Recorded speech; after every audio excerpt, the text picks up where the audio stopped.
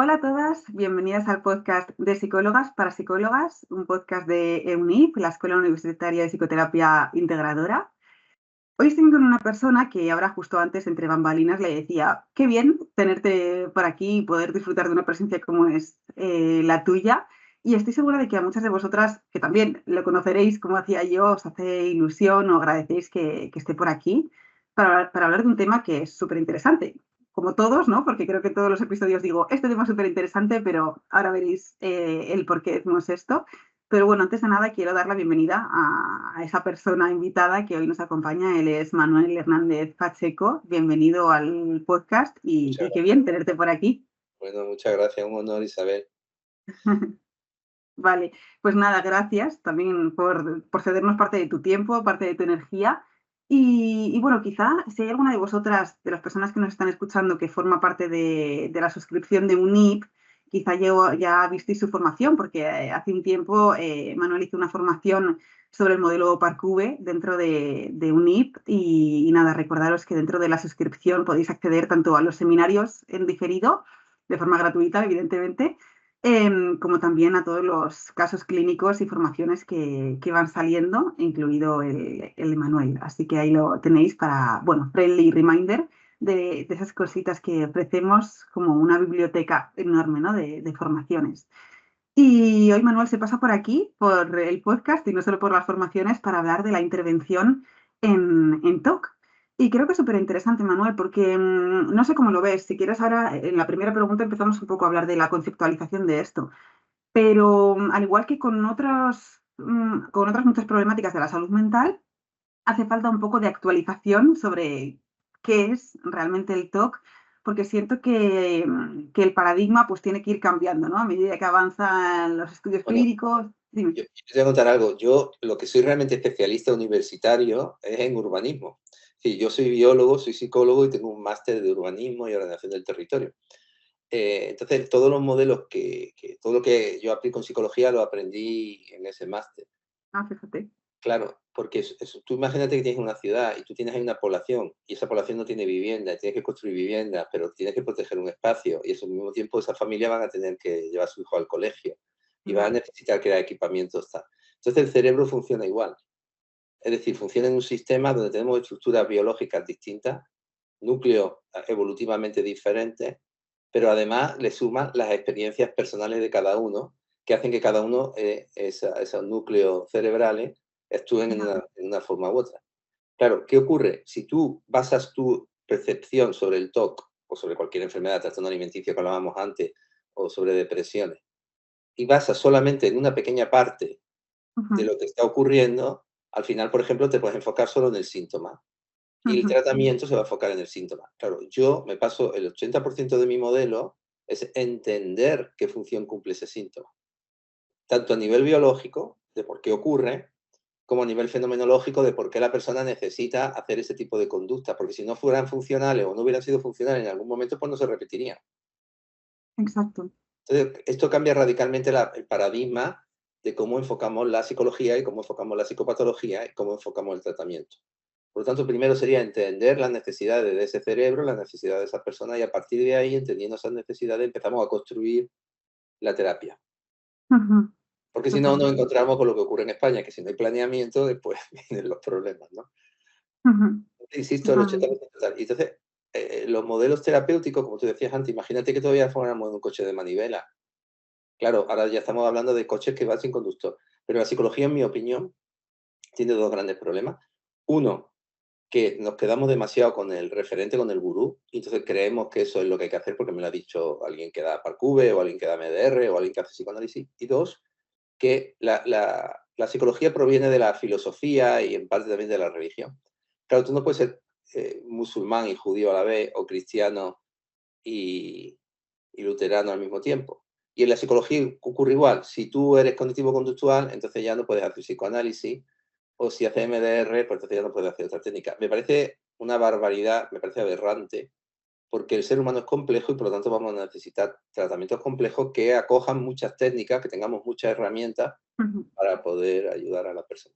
Dicho esto, lo digo porque nos vamos a acercar al TOC de una manera, espero que muy distinta de lo que se hace habitualmente, con una base neurobiológica y con una base de por qué la persona necesita hacer eso. Ujú.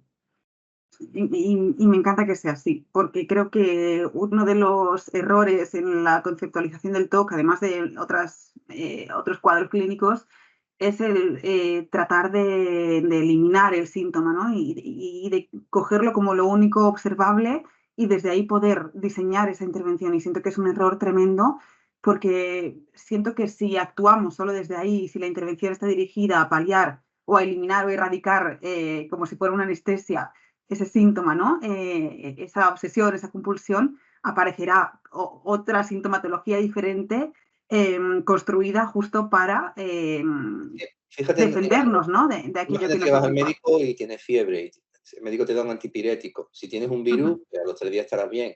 Pero si tienes una sepsis, a los 3 días estarán haciéndote un velatorio.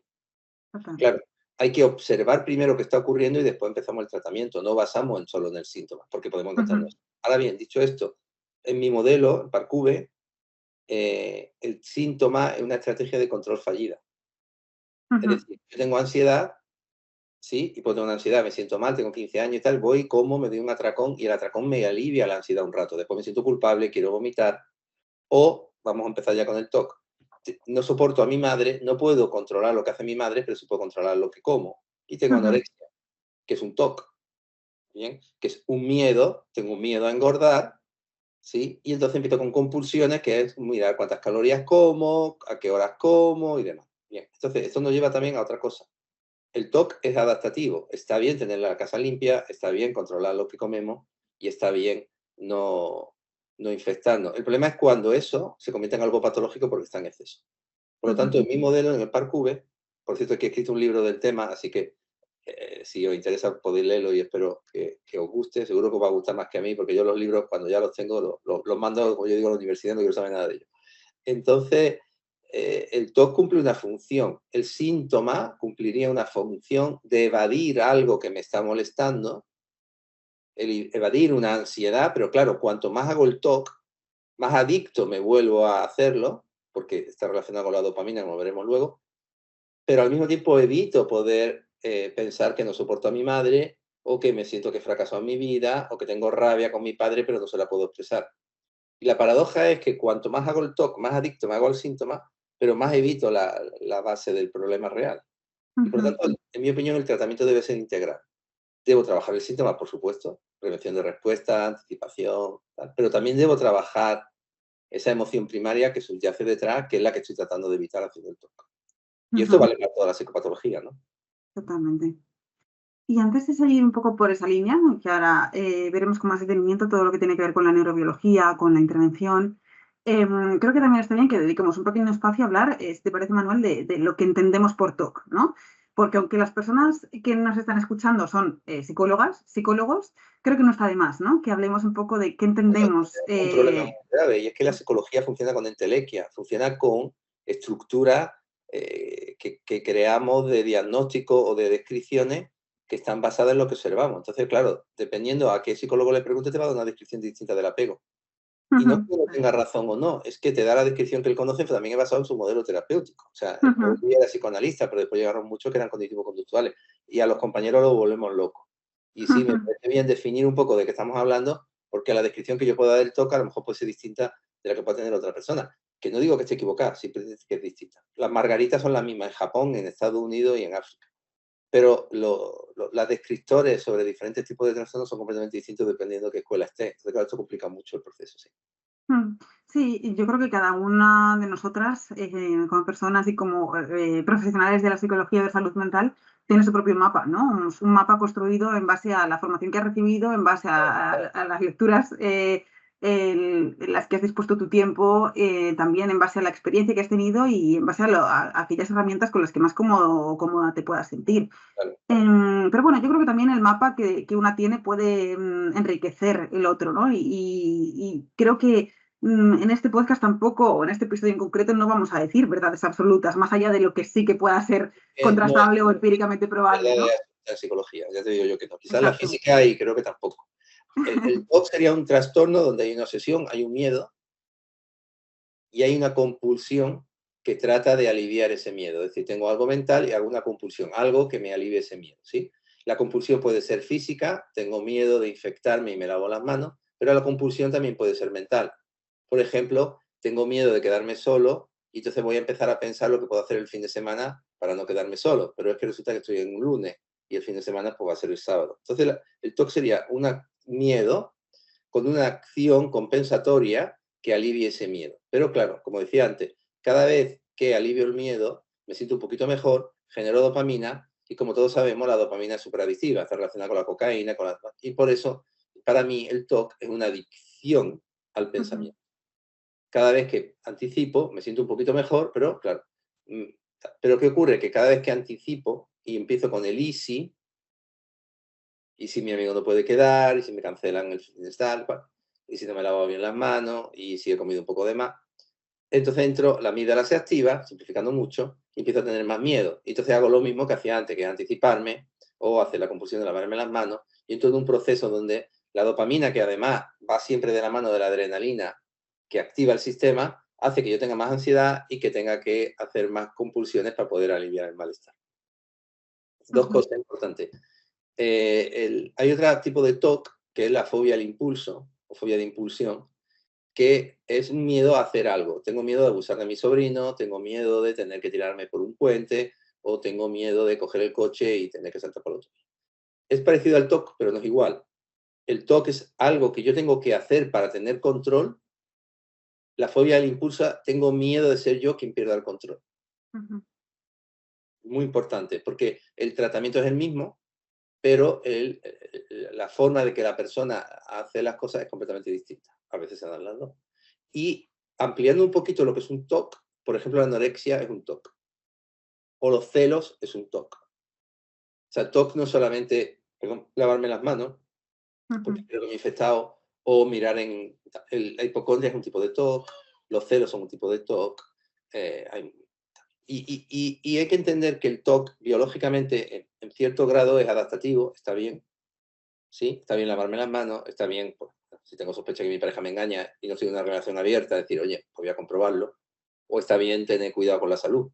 Pero cuando se convierte en algo excesivo, es cuando empezamos a hablar de algo patológico y empezamos a hablar ya de un TOC. Claro. Sí, bueno, también eh, cuando todo eso se acaba generalizando y cuando acaba interrumpiendo en mi día a día, ¿no? En mi cotidianidad, porque también No hace falta. Una persona puede tener un TOC y ser muy funcional. Por ejemplo, puede Ujú, tener un TOC del logro. vale. Puede tener un Mira, éxito esto es enorme, interesante. profesional, pero una ansiedad que se quiere morir. Porque, insisto, la dopamina y la adrenalina son agonistas, van juntos. Entonces, al subir la dopamina, la sensación de recompensa también sube la activación, que a su vez activa la amígdala y empieza el miedo del easy. Entonces, yo puedo tener un TOC que acumula riqueza, o puedo tener un Diógenes y llenar la casa de bolsas de basura. Ya, Entonces, ya. claro, no necesariamente. A veces la persona efectivamente está en casa y no se puede mover, pero muchísimas veces son personas extremadamente funcionales a nivel operativo, a nivel académico o a nivel profesional o a nivel tal, pero con una ansiedad que se quieren morir, claro. Y esto es muy interesante Ujú, también. Por ejemplo, tú puedes ir al médico, al psicólogo y decirle, tengo depresión, ¿sí? Pero cuando tú le preguntas un poco qué ha pasado, te das cuenta que tiene un TOC. Claro, yo no ujú, debo tratar la depresión, debo tratar el TOC, porque si no quito el TOC, no puedo resolver la depresión. ya. Ujú, Entonces, la depresión en este caso, por ejemplo, sería secundaria al TOC. Hay muchas personas que tienen el TOC para no deprimirse, porque se ujú. conectan con la sensación de soledad o de vacío, se sienten tan mal, entonces empiezan a hacer muchas cosas y entran en ese easy, pero en realidad es para no conectar con alguna depresión que han tenido. Todas Ujú, las anorexia comienzan con una depresión. ya. Qué interesante eso que decías, Manuel, porque según como en mi mapa se reflejaba el TOC, aparecía también, pues eso, como con ese malestar significativo, no solo a nivel interno, ¿no? Que decías, siempre va a estar. Una cosa es que se pueda ver o identificar y otra cosa es que no se tengan los recursos para poder identificar que ese malestar está apareciendo. Pero también siempre lo he relacionado, no sé si a compañeras también o compañeros les pasará, lo he relacionado como con un malestar también significativo en las tareas del día a día, ¿no? Asociado pues a la generalización de esas obsesiones, de esas compulsiones desde un lugar disfuncional, Sí, también claro, al tiempo pero es como perdido, ¿no? tener fiebre. Tú puedes tener un 42 de fiebre y te lleva a urgencia y tal, porque estás a Ujú, punto de morirte, o puedo tener 39. ya, Sí, claro, no siempre el toque es tan incapacitante para la vida diaria, depende. Es que los trastornos en psicología son como la música, no es que se apaguen y se enciendan, puedo poner el ya. volumen más bajo. De hecho, puedo tener un toque, una etapa de mi vida, por ejemplo, yo tenía un paciente que este hombre viene y me dice: Manuel, yo llevo 25 años casado, hemos tenido otras cosas buenas, malas, dice, pero llevo un tiempo que estoy obsesionado con algo que mi mujer hizo hace 27 años, con un novio que tuvo. Yo nunca supe qué es, porque yo cuando tengo una persona con TOC nunca le pregunto los síntomas porque no me interesa. Y empezamos a hablar y tal. Digo, ¿ha pasado algo recientemente y tal? Sí, ha muerto mi hermano en el hospital donde yo trabajo. Es mejor pensar que hizo tu mujer hace 27 años, que además estaba relacionado con algo que él sentía culpa, igual que la muerte de su hermano, porque el toque está muy relacionado con la culpa, y que pensar, entonces me centro en lo que mi mujer hizo hace 27 años y no pienso que pues, mi hermano se ha muerto por mi culpa. Lo Ujú, curioso es que mi hermano murió en agosto y el toque empezó en enero. 5 o 6 meses después. ¿Por qué? Porque fueron al abogado para denunciar al hospital y el abogado les pidió una provisión de fondo alta. Y entonces un amigo le dijo: si te ha pedido tanto dinero es que el juicio lo habéis perdido y él quiere coger el dinero porque después no. Y el toque empieza cuando él no puede responder a las mm, expectativas que se había creado de poder hacer justicia con su hermano. Y esto nos lleva a que el toque es una enfermedad del lóbulo frontal. También el cingulado, que que está mal, porque dependiendo qué área del cingulado esté mal, la posterior o la anterior tenemos diferentes tipos de TOC, ujú, pero es una enfermedad del lóbulo frontal que está muy relacionado con todo lo que nos hace humanos. La justicia, el perfeccionismo, la exigencia, el logro. No va a haber un castor perfeccionista a un león justo, ni a un águila, ¿sabes?, que sea empático. Entonces ya, está relacionado con todo lo que es el lóbulo frontal y mi hipótesis es que comienza la probabilidad de desarrollar un TOC en la infancia, ujú, en los primeros años de vida, vale, con un hiperdesarrollo del lóbulo frontal. ujú, Te va a vale, llevar a esta necesidad de hacerlo todo bien o de confundir pensamiento con acción. Por ejemplo, si pienso que mi sobrino es guapo, yo ya tengo miedo de tener que abusarlo. O ujú, si he pensado tal, entonces ya, por ejemplo, hay una fusión de pensamiento y acción, hay una necesidad excesiva de ser justo, hay mucha culpa y, en mi opinión, esto aparece en los primeros años de vida. Si quieres te lo cuento ahora o si no lo dejamos para otro podcast y así me tienes que hacer una segunda entrevista, lo que tú quieras. Sí, podemos hablar de esto porque también te quería preguntar sobre un poco como ese análisis funcional, ¿no? Para ver, para hacer un mapa, pero del TOC en este caso. Un poco como de esos factores predisponentes, precipitantes, también de, de esos mantenedores, ¿no? De esa funcionalidad que están manteniendo que eso siga existiendo. Aunque también me parecía muy interesante la culpa de la que hablabas. Entonces, tira por Lo donde tú vamos a quieras. poner todo junto. Mira, el Venga. DSM-5, que ha hecho que los diagnósticos sean dimensionales, que ya no es como antes, que eran categóricos, ha hecho que pongas el tic, el Tourette, el TOC y alguna otra cosa que se me escapa ahora, así, la onicofagia, que es Ujú, quitarse las uñas, el quitarse los pelos, que ahora no me viene el nombre, lo ha puesto todos en el mismo espectro, porque todos están relacionados con la dopamina. La vale. dopamina en un exceso lleva a la psicosis, en un exceso grave, incluso muchos TOC se pueden psicotizar. Pero, entonces, ¿qué ocurre?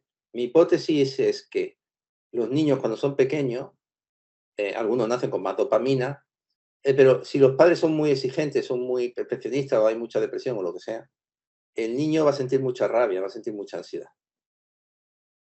¿Sí? Y cuando se va a dormir, el niño no duerme bien, tiene ansiedad. Y ahí es donde van a empezar ya a crear esa sensación de, ¿qué va a hacer? Como no se puede calmar con las figuras de apego, que sería lo que es biológicamente adaptativo, se va a calmar con su pensamiento. Y ya va a Ujú, empezar las rumiaciones, las culpas y demás. Por eso muchos TOC empiezan con duelo mal curado. ¿Qué ocurre? Si el niño pudiera aliviar su ansiedad, es decir, pudiera vincularse de forma adecuada con los demás o pudiera expresar su malestar de una forma adecuada, el, el sistema se relajaría, pero no puede. Entonces, lo que he visto es que casi la mayoría de todos los que tienen TOC, lo que han tenido es que han tenido padre o depresivo o muy exigente. Por lo tanto, el ujú, enfado no se le ha podido expresar, bien porque si te muestro mi enfado te vas a deprimir más, me voy a sentir culpable, o bien porque si te muestro mi necesidad y tú me gritas o me pegas, yo, pues obviamente, me lo siento mal. Entonces, es muy interesante porque inhiben la rabia. ¿Y tú sabes qué ocurre si inhiben la rabia? Que la cometes en culpa. La ujú, rabia, te digo que es como la energía, ni se transforma, ni se crea ni se destruye, se transforma. Por lo tanto, esa rabia que no puede salir hacia afuera, que no me dejan expresarla de pequeño, la pongo hacia adentro y me siento culpable. El sistema simpático, que obviamente va asociado a la dopamina y a la adrenalina, porque son excitadores, hablando de la adrenalina también. El sistema simpático está en la lucha y la huida. ¿Sí? La lucha es rabia y la huida es miedo. Así que estos chicos, cuando tienen ansiedad y están enfadados y no pueden expresar su rabia y sienten culpa, creen que tienen miedo y buscan algo que explique ese miedo. Y claro, me lavo las manos y me siento mejor y volvemos a la dopamina. Pero ese no es realmente mi miedo, no es mi problema. Con lo cual, cuanto más me lavo las manos, más adicto me hago a lavarme las manos, pero más me cuesta expresar mi malestar y mi rabia, y más culpa siento. Y la culpa pues me lleva a reparar, a ser justo, a ser perfecto, a hacerlo todo bien. Ujú. Parafraseando a Nietzsche, nos hace humanos demasiado humanos. Ujú. Sí, de hecho, cada vez hay más estudios, ¿no? Que correlacionan la presencia de trauma complejo y TOC. Y siento que esto es Yo como creo que un... ahora mismo todos los estudios demuestran la relación entre el trauma complejo y la psicopatología.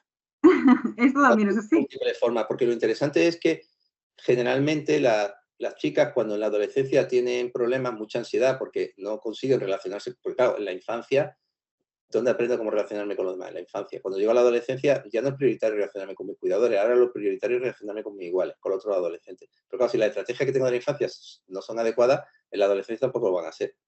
Sí. Entonces, ¿qué va a ocurrir? ¿Qué voy a hacer para calmar esa ansiedad? Algunos hacen TOC, otros tienen trastorno alimenticio, otros entran en conductas sexuales bizarras, otros se autolesionan, otros se ponen a estudiar compulsivamente. Claro, pero al final, si te das cuenta, estamos lo mismo. Esos son los síntomas, la forma en que cada uno de ellos lo ha podido resolver. Lo Ujú, importante es qué me está ocurriendo detrás, ¿no? ¿Por qué no me puedo relacionar con los demás? ujú, Normalmente las chicas suelen entrar en relaciones tóxicas, tienen problemas con la comida, y los chicos suelen entrar en conductas más violentas y más de adicción. El TOC yo creo que se reparte más o menos igual, pero para que haya TOC tiene que ser una persona muy exigente consigo misma, ujú, muy perfeccionista. Pero insisto, para mí la anorexia, por ejemplo, es una forma de TOC. ujú. Vale. Es tan interesante analizarlo poder analizarlo desde un prisma tan amplio, creo, y también siento a la vez como, tanta pena, ¿no? Tanta tristeza por todos aquellos casos, mal diagnosticados de TOC, cuando realmente eran otra cosa, cuando se han analizado durante años desde un lugar súper reduccionista, en los que no cabía analizar realmente la funcionalidad del síntoma, o en los que no cabía analizar, por ejemplo, pues cómo ha sido la infancia o la adolescencia de esa persona, y desde ahí poder entender que tiene todo el sentido que se haya desarrollado un TOC, ¿no? Y siento que también, Manuel, que antes hablábamos de compasión, antes de empezar a grabar, este también es un enfoque muy compasivo. El de poder trasladar a la persona que es muy normal, que siendo sus circunstancias tal y como son, Uy, lo que más va, natural, hay que tener cuidado, porque muchos tienen idealización delirante. ¿vale? ¿En qué sentido? ¿Cómo es eso? Cuando figuras de apego que han sido agresoras o que han sido maltratadoras o que han sido abusadoras se consideran que son muy buenas. Vamos, esto en los adultos está en el día a día, ¿no? Mi pareja me pega porque me quiere. Pero cuando lo llevamos a la infancia, como insisto, la rabia se ha tenido que volcar hacia adentro. Cuanto más pongo la rabia en mí, más idealizo a mis cuidadores y pienso que soy malo, que no lo he hecho bien. Entonces, cuando llegan a consultas más mayores, hay que tener mucho cuidado, porque cuando intentas entrar ahí, se defienden como gatos panza arriba. Ujú, Y es muy difícil entrar, porque hay mucha idealización hacia los cuidadores, hay mucha rabia inhibida que no pueden expresar. Sí, ujú, entonces cuidado con la compasión, porque para muchos pacientes, que va, que va, que va. De hecho, como sientas compasión hacia ellos, y yo sería uno de ellos, van a abandonar la terapia, porque van a sentir, no me estás entendiendo. mm, Yo no quiero tu compasión, yo quiero soluciones. Piensa que son personas que están en la culpa, entonces están siempre solucionando. Entonces no quieren la compasión, son autosuficientes compulsivos. Si sientes ujú, compasión por ellos, que va, se ponen fatal. Obviamente, ujú, detrás al final sí que tienes que conseguir y lograr que al final puedan compadecerse de ese niño que estaba sufriendo. exacto. Pero cuidado, que como te pongan un modelo compasivo desde el principio, la mayoría se te van a ir de la terapia. Sí, sí, totalmente. Yo creo que, al igual que en otro tipo de casos, no se puede empezar una intervención queriendo ir a las capas más profundas, Claro, que justo la sintomatología está tratando de esconder, ¿no? eso es. Entonces, si esa sintomatología está tratando de esconder esto, démosle el espacio y el respeto que merece a que esta estrategia ha funcionado durante mucho tiempo, ¿no? Claro, fíjate que yo el otro día hablaba con los compañeros en el posgrado que yo doy, ¿no? Que ahora estoy en Madrid Ujú, dando las prácticas, y entonces una chica me dijo: ¿cuándo vas a hacer? Me quedé mirándola y ya me sabe, y dice: "Vale, Manolo, perdóname, ¿por qué vamos a hacer?". Dice: "Vale, no me lo contesté". Porque es muy importante preguntarnos por qué. y no cuándo o cómo. Porque si nos preguntamos cuándo o cómo, estamos haciendo un protocolo. Pero si yo me Ya. pregunto por qué, estoy preocupándome de Isabel, de Manuel o de Lola. Ujú, Entonces, entender por qué voy a hacer esto en este momento, por qué ahora no voy a entrar en la infancia, por qué ahora no voy a ser compasivo, por qué ahora mm, tal, cambia radicalmente la forma de la terapia, porque entonces ya no hago un ujú, protocolo, ya estoy claro. como ser humano. Exacto. Sí, luego yo creo que también ya es, la propia persona, ¿no? La que, a través de ese baile terapéutico nos va dando información acerca de cuándo esas capas, pueden hacerse un poquito más permeables y podemos ir interiorizando la idea de la voz de la defensa versus la voz de la vinculación, ¿no? En palabras de Begoña, Aznárez, que habla mucho de Y ahora estas viene el dos. congreso que damos en Madrid, sí. Fíjate, pues yo aprendí mucho, ¿no? De cómo lo contaba ella de una forma como tan didáctica y hablaba de esa voz de la defensa, de la voz La de la gran profesional vinculación. y mejor persona que hizo historia. Podemos decir poco de pocas personas podemos decir eso, de una gran profesional y una misma persona, sí. Sí, bueno, de hecho estuvo aquí, se pasó también por aquí por el podcast, así que a todas las personas que ahora nos escucháis, también os animo a que veáis ese episodio con Begoña Aznárez. Y ella justo hablaba de esto, ¿no? De que hay una voz, de la vinculación, que es aquella voz que reina y que protagoniza nuestra vida, que es aquella voz que nos dice que necesitamos, idolatrar a aquellas personas que nos han cuidado, porque lo contrario es darme cuenta de que las personas que más quiero o que son las que se encargan de cuidarme, son las que me han podido hacer daño, entonces necesito culparme a mí para no conectar con esa idea y necesito dar esa voz a la vinculación y lo que escondo es la voz de la defensa, ¿no? Que tiene toda esa Claro, información disociada, hay que que no entender puede. que Ujú, cuando se produce un trauma, yo le llamo el mito del andrógino. El andrógino era un mito, un ser mitológico que intentó, eran dos, claro, estaban unidos, ¿no? Y entonces eran muy fuertes, entonces intentaron asaltar el Olimpo y Zeus los castigó y los dividió en dos. Entonces yo siempre digo que cuando se produce el trauma, se produce la disociación, ¿no? Y le pongo la metáfora del mito del andrógino. Una parte se va a colocar en la necesidad de conexión y otra parte se va a colocar en la necesidad de defensa. ujú, Siempre.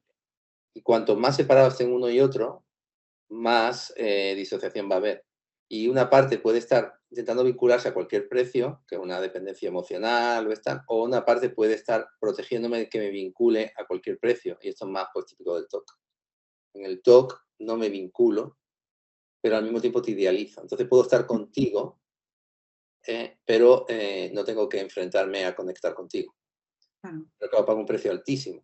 Y es que cuando hay ansiedad y tienen mucha ansiedad, se centran en el miedo, no se pueden centrar en la rabia porque nunca le han enseñado a expresar la rabia o a tolerarla. Ujú, Ahora bien, es importante entender esto. El TOC puede ser genético. O sea, un niño nace con más dopamina, nace con más nervios, más por lo que sea. O porque la mamá tuvo una depresión postparto, o porque el niño vino con una anoxia, o porque realmente pues, los genes pues, expresan más. Pero sabemos ujú, por la epigenética que en función de cómo actúen los cuidadores en los primeros años de vida, eso se va a acentuar o se va a atenuar. vale. Y niños que no iban a tener TOC bajo ningún concepto terminan con TOC, y niños que tienen un TOC muy severo o tendrían una probabilidad altísima de tener TOC, resulta que son estupendos porque han tenido unos padres que han sido cuidadores y que lo han calmado.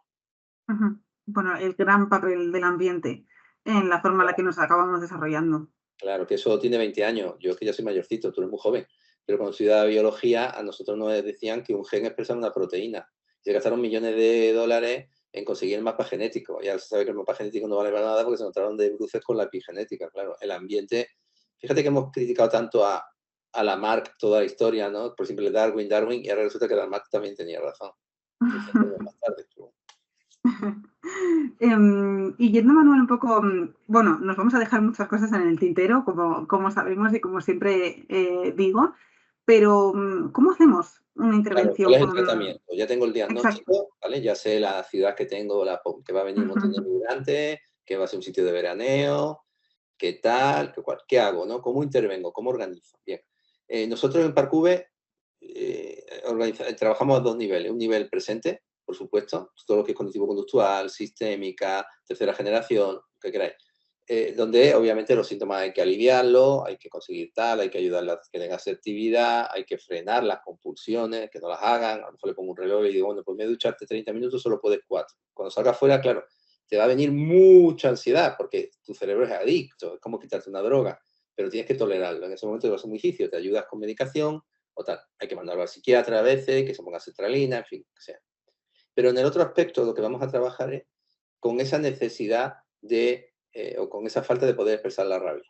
Le vamos a ayudar a que puedan expresar en consulta lo que yo llamo la experiencia faltante, que se pueda dar lo que no se dio en aquel momento. Entonces le vamos a ir Ujú. ayudando a que puedan conectar con eso que evitan, con esa rabia inhibida, que la puedan expresar con seguridad en la terapia poco a poco, y a medida que lo van haciendo baja la ansiedad y el tratamiento del presente pues es mucho más sencillo. Ya. Porque como te has dicho antes, si yo quito solo la hoja de la mala hierba, pues la mala hierba va a volver a brotar, porque la ansiedad no la estoy quitando, y por lo tanto la ansiedad va a aparecer con otros síntomas, o con otro TOC, con otras cosas más adelante. Entonces, yo se lo digo a todos mis compañeros, todo lo que trabajemos en el pasado, absolutamente todo, es pasar mejor en el presente. No sirve de nada trabajar el trauma si no le ayudamos a la persona a prevenir que cuando tenga ansiedad y conecte con algo molesto, desagradable del pasado o del presente, lo que va a hacer es lo mismo que hacía antes para resolverlo. Él tiene que darse Ujú. cuenta de que esa estrategia que tiene ahora patológica, porque le hace sufrir a él o hace sufrir a los demás, es una estrategia de control fallida. Ujú. Entonces, entiende que cuando te venga la ansiedad, lo que estabas haciendo no funciona, vamos a intentar hacer algo que sea mucho más adecuado, más tal, porque todos tenemos ansiedad en algún momento, todos. Lo que Ujú. diferencia a las personas con una patología o no es qué hacen para regular esa ansiedad. Ujú. Perdón, Total. cómo lo regulan. Mm. Sí, yo creo que también es importante, ¿no? Poner encima de la mesa de las sesiones la funcionalidad que ha cumplido todo eso, porque de lo contrario también la culpa se perpetúa cuando encima soy culpable de haber Claro, desarrollado tenemos que entender ese la trastorno. patología, perdona que te interrumpa, Isabel. Sí. Eh, tenemos que entender la psicopatología como una estrategia de control fallida, que Ujú. puede ser estrategias de conducta para calmar ansiedad o estrategias para conseguir seguridad en las relaciones con los demás que le llamamos trastornos de personalidad. Pero en Ujú. ambos casos son estrategias de control fallida. Ujú. Después tenemos que cuando esas estrategias de control fallan y no son suficientes o no funcionan bien o desde el pequeño el cerebro no lo han dejado destrozado, aparecen lo que yo llamo trastornos por sobrecarga, como síntomas disociativos, ataques de pánico, fibromialgia, depresiones, que no sirven de nada, es que simplemente el sistema se ha roto. No sirve de nada romperse un brazo, pero obviamente si te das un golpe muy fuerte, pues te vas a romper el brazo. Sí Ujú. puede servir, no sé, acumular grasa porque como mucho, pero no sirve de nada romperse un brazo. Entonces, estos fenómenos alostáticos vienen cuando el sistema se rompe. Por eso, el TOC sería funcional, pero la depresión que subyace de cuando ya tengo el TOC mucho tiempo, no es funcional, es un trastorno de sobrecarga. Ujú. Entonces, para mí, para mi modelo, entendemos la psicopatología como una estrategia de control fallida, Ujú. bien a nivel de síntomas conductuales, ¿no? O bien a niveles de relaciones, de trastorno de personalidad para conseguir seguridad en cómo me vinculo con los demás. Ujú. Totalmente. Y también quería preguntarte algo, porque cuando antes al principio hacíamos como esta breve conceptualización del TOC, justo hablabas de esto, ¿no? De que hay veces en las que lo que se ve o lo que se traslada es, tengo depresión o estoy atravesando una depresión, pero realmente lo que subyace es este TOC y realmente lo que subyace detrás del TOC es mucha otra cosa que hay que ver, Claro, ¿no? claro. Entonces, claro, mi pregunta aquí es también de cara a ayudar a las personas que ahora mismo nos están ayudando a identificar qué es lo que está pasando. ¿Cómo desarrollar ese ojo sensible al TOC, por decirlo de Bueno, yo alguna creo, forma? insisto, que el 80% de mi trabajo es entender y no Mm. intervenir. Entonces, cuando me vienen ellos les pregunto cosas, les pregunto, ¿tienes manía? ¿Desde cuándo empezó tu depresión? ¿Ha pasado algo recientemente? ¿Desde cuándo tienes el TOC? Porque hay una cosa que son los TOC, desde los 8 años tengo el TOC, y hay otro que yo llamo mini TOC, como este señor que, Ujú. bueno, siempre había sido obsesivo, siempre había tenido problemas, pero el TOC te estalla cuando su hermano muere. Entonces, Vale. más un trastorno de estrés postraumático que un TOC al uso que viene desde pequeñito, o desde cuando Ujú. tienes esa sensación de que quieres estar, ¿no? Pero bueno, todos tienen unos patrones más o menos, casi todos tienen unos patrones parecidos, que todos tienen rabia inhibida, son muy perfeccionistas, muy exigentes, autosuficientes compulsivos, en algunos casos más perversos, porque tienen tanta dopamina que están rozando lo psicótico, y en otros casos Ujú. pues, muy funcionales. Pero fíjate que todos nos deprimimos del mismo modo. Todos tenemos problemas, no me quiero levantar, me siento triste, veo el mundo hostil. Pero claro, yo me puedo deprimir porque estoy agotado, porque tengo un TOC, me puedo deprimir porque se ha muerto mi perro, me puedo deprimir porque tengo hipotiroidismo, me puedo deprimir porque resulta que tengo una edad y me doy cuenta que no soy joven, me puedo deprimir, ¿sigo? O sea, que hay como 9 o 10 formas la forma de deprimirse es siempre la misma, pero a que cómo llegamos ahí es completamente distinta. Y el TOC, yo siempre digo que dime qué TOC tiene y te diré de dónde viene. Porque a lo mejor Ujú. tengo un TOC de limpieza, por ejemplo, en muchos casos puede estar basado en un trastorno de abuso sexual. Quiero decir, Vale. que el trastorno está basado en que me abusaron sexualmente, por ejemplo. Y puedo tener sensación de estar sucia y me paso el día limpiando para no, tal, o no infectarme, ¿no? Ujú, o puedo tener un problema de acumulación, pero resulta que es que en la infancia mis padres eran muy pobres o tal, o mi padre era alcohólico, se gastaba todo el dinero y mi madre se pasaba el día llorando porque en casa no había dinero para que comiéramos, ¿no? Hay ujú, que entender esto, ¿no? Dime qué esto tiene y te diré dónde viene. Porque ya digo, trabajamos a dos niveles, a uno en el presente con los síntomas, pero también a un nivel en el pasado, entendiendo en qué momento sentir esa culpa y sentir esa exigencia fue adaptativo, o en qué momento fue necesario inhibir la rabia por miedo a hacer daño, por miedo a que me hicieran daño, y lo reconvertimos en culpa. Y ya uno, pues claro, el cerebro es que es muy puñetero, porque el cerebro gasta el 30 al 40% de la energía de todo nuestro cuerpo, en condiciones normales. Si hay estrés, sube. Entonces el cerebro trata de acortar los protocolos, toma atajos constantemente. Y si yo con 7 años me funcionó lavarme las manos, pues ya no voy a saber hacer otra cosa. Entonces por eso una chica con bulimia, cuando se regula con 12 años dándose atracones, ahora tiene 30, sigue dándose atracones, quiere hacer dieta pero no puede, pues porque el cerebro se ha hecho adicto a esa conducta, a ese comportamiento, porque en algún momento funcionó o evitar, ¿no? Evitar algo, pues se puede hacer adicto a no meterme en los ascensores, que la llamamos fobia, porque si me meto creo que voy a sufrir, pero claro, cuanto menos entro en el ascensor, más miedo me da y cada vez lo vuelvo más ujú, patológico, ¿no? totalmente. Y en el toque además se dan los dos, como expliqué antes, me hago adicto al síntoma, pero me hago fóbico a la emoción o a la conducta o al pensamiento que me puede provocar ansiedad. Ujú. Lo cual vivo con una ansiedad de loco, porque lo que estoy haciendo no solo no resuelve el problema, sino que lo empeora y lo que debería hacer soy incapaz de hacerlo. No sé si me estoy explicando. Sí, totalmente. Totalmente, y creo que aquí, una vez más, se demuestra la importancia de una evaluación exhaustiva, ¿no? Yo creo que es Porque muy importante, perdóname, sí. creo que es muy importante en el modelo teórico, el modelo conceptual que tenemos, porque, claro, si yo soy psiquiatra, pues voy a ver un problema que hay que medicar, ¿sí? Ujú, Si soy psicólogo, voy a ver un trauma y si soy santero cubano, pues voy a ver un amarre. ya. Creo que la estructura metodológica, si quiere, es importante. ¿Qué ocurre? Ujú, Como explicaba al principio, las estructuras en psicología parece que son incompatibles unas con otras. Es absurdo. Es como si el internista no se hablara con el podólogo y el podólogo no se pudiera hablar con el ujú, endocrinólogo, ¿no? Y en psicología ocurre eso. Entonces creo que hace falta dar un paso más allá y crear técnicas, terapias, modelos que sean integradores, integrativos, donde podamos ver todo esto, la neurobiología, las emociones, las conductas y verlo todo. Porque si no tenemos eso, solo vamos a ver una parte del elefante, ¿sabes? Como ya. el de la medianoche de los sabios del elefante. Solo voy a ver un poco y no voy a ver el resto del dibujo. Claro, tú tienes un modelo muy integrador, pero las personas que no lo tengan Ujú, te van a ver muy limitados a la hora de poder crear ese modelo territorial de ver ujú. todos los aspectos que se están creando o produciendo en el sistema. Sí, totalmente. Y bueno, en UNIP es justo eso, ¿no? Dar como un espacio que creemos importante a la formación en este enfoque tan integrativo, que para mí es, sin tratar de convencer a nadie, ¿no? Pero para mí es totalmente imprescindible, porque siento que si no te dejas muchas cosas de lado. Y ya siento que te las dejas aun teniendo este enfoque integrativo, porque aun como psicólogas teniendo este enfoque integrativo, tampoco puedes ver a ojos del médico o a ojos del psiquiatra o a ojos de Y la X. mayoría de mis alumnos tienen 40 y tantos. La media de edad de mis alumnos está entre los 35 a los 50 años. Y obviamente son personas que terminaron la universidad hace mucho tiempo, pero claro, vienen porque yo les doy herramientas que les pueden ayudar en la terapia y cuando las aplican les va muy bien, ellos están contentos, más satisfechos y los Mm, pacientes pues mejoran antes y les traen más gente. Ahora sí te digo, hay que estudiar mucho. ya, Milagro en Lourdes. Hay que sí, estudiar mucho, mucho, mucho, hay que entender mucho, sí. Yo se lo digo a ya, todos, digo, mira, la terapia, te digo dos cosas siempre a mis compañeros. Lo primero es que el buen terapeuta no es el que hace bien la técnica, es el que ayuda a su paciente. ujú, totalmente. Y lo segundo que le digo es, la terapia se hace con la barriga, no se hace con la cabeza, con la intuición, pero para poder hacerlo con la barriga hay que tener mucha cabeza. Totalmente, sí.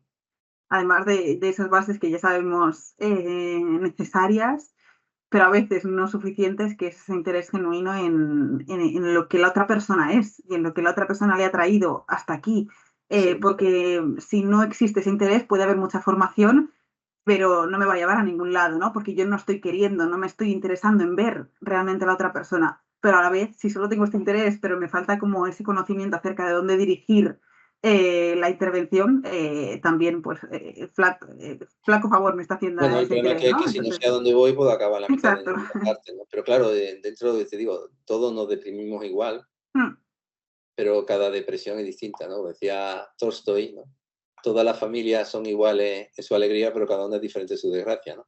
total. Entonces, claro, detrás de eso tenemos que ver a Juan, a Luis o a Pepe y cómo han llegado ahí, ¿no? Entonces, bueno, pues yo Ujú, te digo, mi observaciones, ¿no? Es que las personas que tienen TOC en la infancia han tenido muchos problemas para poder expresar su malestar, su rabia, y esto les ha hecho hiperfuncionalizar el lóbulo frontal, autorregularse ellos mismos con su propio pensamiento, pero claro, cuanto más te regulas con tu pensamiento, menos emocional eres. El sistema ujú. cortical, cuanto más se activa, más desactiva el sistema emocional y el sistema sensorial, y viceversa. Pero esto nos da para otro podcast para, para las personas con TLP o conductas de riesgo. Entonces, Ujú, aquí lo interesante, mira, ahora que se me acaba de dar cuenta, que muchas personas con TOC a veces tienen conductas disruptivas, por ejemplo, lo que llaman patología dual, que yo no creo en eso, que es que tienen adicciones o una anoréxica que está obsesionada con la dieta, pero de pronto se da un atracón. ¿Qué ocurre? Que es tan fuerte la necesidad de control, tan agotadora, que necesitan salir de sí mismos y necesitan perder el control. ujú. Y esto lo llamo yo el control que hace perder el control, ¿no? Ya. O sea, están Ujú, tan rígidos, tan agotados que cuando tienen que salir de una forma tan intensa de sí mismos que necesitan hacer algo muy intenso. Entonces, tienen conductas de ujú. riesgo o tienen conductas de atracones o tienen conductas de adicciones o tienen conductas de poner su vida en peligro, que eso es lo que hago yo. Yo cuando me Ya. encuentro mal me voy a los sitios más peligrosos del planeta. Yo estuve hace 2 años en el Líbano, imagínate, en Israel he estado varias veces, en Jordania, en Siria, he estado Ya. en Irán, o sea, todo lo eje del mal estaba yo. Y sí, pero es eso, una necesidad como de hacer algo muy intenso que me anule o me alivie mi sensación de vacío. Interesante. Y ya por concluir, Manuel. Bueno, perdona, es importante también resaltar que yo Sí, tuve, no un TOC, pero sí fui muy obsesivo en una etapa de mi vida. Yo terminé la carrera a los 30 años, la de biología a los 23 y de psicología a los 30, pero bueno, entre esa etapa trabajé un tipo de biólogo, monté un bar, después vendía libros en la universidad, monté una librería, era monitor de turismo rural, en fin, fue muchas cosas. Y empecé a trabajar de psicólogo a los 42 años a raíz de una depresión que tuve, vale, provocada además por también todas esas obsesiones. O sea, yo intentaba regularme obsesionándome, pero claro, cada vez estaba peor. claro. Y fue horrible. Entonces yo, bueno, siempre digo que mis libros son autobiográficos. Escribí este libro de esto para tratar de entender qué me había pasado. Claro, cuanto más ansiedad tenía, más necesitaba calmarme, pensando, buscando soluciones, me sentía culpable, Ya, y entonces más ansiedad tenía y más hacía lo mismo, ¿no? Entonces entraba en esa rueda, era como un burro en una noria, ¿no? Todos los días andaba 50 kilómetros, pero siempre estaba en el mismo sitio. realmente, Se sufre muchísimo. sí. También, bueno, es como una especie de crecimiento postraumático, ¿no? Coger esto ahora y Bueno, darle un la significado. resiliencia, ¿no? La Total. resiliencia es, como yo siempre digo, ser mejor a pesar o gracias al trauma, ¿no? Totalmente. Y ya por concluir, Manuel, la pregunta que te iba a hacer es, ¿cómo sabemos que un proceso está cerca del cierre terapéutico? Hablando de TOC. Bueno, ¿sabes qué dice? Cualquier proceso. ¿Sabes lo que dice Guirano, que es un autor que me gusta mucho? Dice, el psicólogo desde el primer momento ya trabaja la despedida con su paciente, porque al final somos figuras de apego de transición y es lo mismo que hacemos Sí. con nuestros hijos, ¿no? O sea, queremos que cuando vayan creciendo pues les vamos dando autonomía hasta que al final puedan hacer su vida, ¿no? Pues con los pacientes igual. A mí me gusta mucho, lo cuento mucho, me repito mucho, perdona que me escuchen, por lo mejor me lo han escuchado ya, la Divina Comedia, ¿no? Cuando Dante está perdido en el bosque y aparece Virgilio, lo acompaña en el infierno, y siempre le digo a mis pacientes y mis compañeros, te puedo acompañar en el infierno porque yo ya he estado. Ya. Cuando lo acompañan en el infierno y después en el purgatorio y llegan al paraíso, en el paraíso está esperando a Beatriz, ¿no? Que era su amada y tal, y ya le lleva allí al imperio donde está Dios. Y entonces en un momento determinado Dante, cuando llega al paraíso, le dice a Virgilio, bueno, vienes con nosotros, y le dice, no, te dejo con las personas que te quiero. Lo dice obviamente en italiano y con una poesía mucho más bonita, pero viene a decirme, esa es la labor del terapeuta, acompañarte por el infierno y dejarte con las personas que te quieren. ¿Cómo sé que ya estoy pasando el purgatorio y estoy cerca del paraíso? Los síntomas se reducen, la persona está mejor, y podemos empezar a decirle, oye, mira, si quieres nos vemos cada 15 días para que no sienta el abandono y tal. Pero siempre, yo siempre digo de broma, que la terapia es como la ITV. Si te hace falta, me llama, vienes por aquí otra vez. O sea, yo nunca doy altas, porque creo que es un proceso abierto. Que no vienen más, mejor. Que me traen a la familia porque les ayuda mucho, pues muchísimo mejor. Pero la idea es esa, que necesitas volver, tal, pero vuelve una sesión, 2 sesiones, porque es como vienen, como tengo este problema puntual, Claro. resuélvemelo y se vuelven ahí. Y creo que es muy respetuoso con los pacientes y creo que a ellos les agrada, porque yo al final lo que quiero es que el paciente sea la figura de apego que no tuvo. Ujú, totalmente. Él sea capaz de autorregularse y sea esa figura de apego que no tuvo. Ujú. Bueno, yo creo que esa es como la dirección, ¿no? Como el, fomentar esa autonomía que decimos siempre respecto de nuestros pacientes y Con que también seguridad de que sé que siempre vas a estar ahí, que siempre voy a ser un refugio seguro. también. Pero Ujú, te voy a buscar cuando lo necesite, no porque dependa de ti. exacto. Bueno, Manuel, pues a sabiendas, como decíamos antes, de que nos dejamos mucho, también está bien eso, ¿no? Como plantar una semilla de interés Sí, y sí. también abrir la posibilidad a las personas que nos escuchan de que se informen por sí mismas, ¿no? O de abrir otro espacio para volver a hablar de esto. Esto tiene que Eh, ser como la primera cita, hay que dejar al otro con ganas de más. Así hay una segunda exacto. cita, ¿sabes? Entonces, el próximo día querrán escuchar otros podcasts y querrán ver vuestros vídeos y siempre Sí. hay que dejar a los compañeros, a los alumnos con ganas de más, a los amigos, a las parejas, Sí. siempre hay que dejarlos con ganas de más. Exacto, sí, también cederles la libertad de poder elegir si es algo en lo que quieren informarse más Claro. y sabiendo que hay también mucha información Por al favor, respecto. si alguien les dice que tiene la terapia, que salgan corriendo. No Total. existe, no. Hay que tener muchas herramientas, hay que tener mucho, tal, hay que entender mucho, hay que leer mucho. Trabajamos con pacientes que sufren mucho, es una ciencia de la salud y trabajamos con el sufrimiento humano. Y eso exige mucho esfuerzo, mucha disciplina, no conformarse con cualquier cosa, porque trabajamos con personas que sufren. Ujú. Y creo además, y ya para cerrar, que el hecho de que hoy estemos tú y yo aquí, el hecho de que otras personas estén al otro lado escuchándonos y cediéndonos parte de su día y de su energía, que ahora mismo ha estado puesta en aprender más, informarse más, también habla justo de la importancia que le damos a nuestra profesión y del respeto que por ende también tenemos a las personas a las que acompañamos. Y eso es tremendamente bonito, ¿no? Así que gracias a ti, Manuel, por haber cedido en esta ocasión pues tu tiempo, tu energía, tus conocimientos, experiencia y también gracias a las personas que nos han escuchado que también se han preocupado y ocupado en formarse, en conocer más un poquito acerca de este tema y que eso pues ojalá se pueda traducir también en que el acompañamiento sea cada vez más completo, ¿no? Y también, bueno, pues gracias por habernos cedido parte de ese tiempo a todas las personas que habéis estado al otro lado. Gracias a Así vosotros que por confiar en mí. Como yo no confío en mí mismo, muchas gracias que vosotros los demás confíen. sí, te hacemos un poco de esa mirada en espejo, ¿no? Tan importante. Pues gracias, Manuel, cuando quieras tu casa y gracias de nuevo a todas las personas que nos ven, que nos escuchan, que nos apoyan. Nos escuchamos la semana que viene en un nuevo episodio y un abrazo muy grande.